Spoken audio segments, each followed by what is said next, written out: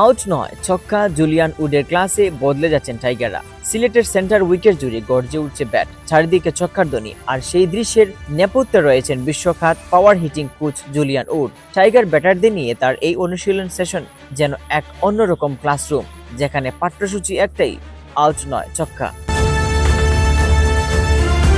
তাওহিদ হৃদয়, শেখ মেহেদী হাসান, তানজিদ তামিম ও পারভেজ হোসেন ইমন, এই 4 ব্যাটারদেরকে বেছে নিয়েছেন উড। তাদের সঙ্গে পালাক্রমে অনুশীলন করে যাচ্ছেন তিনি।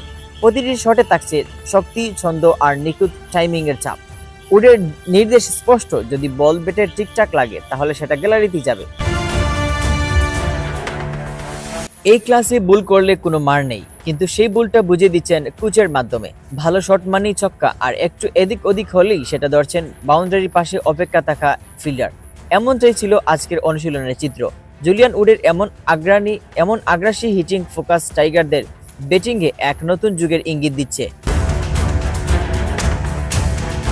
সীমিত ওভারের ক্রিকেটে যেখানে দ্রুত রান তোলার জরুরি, সেখানে বড় শট খেলার দীক্ষা টাইগারদের আত্মবিশ্বাস আরো বাড়বে।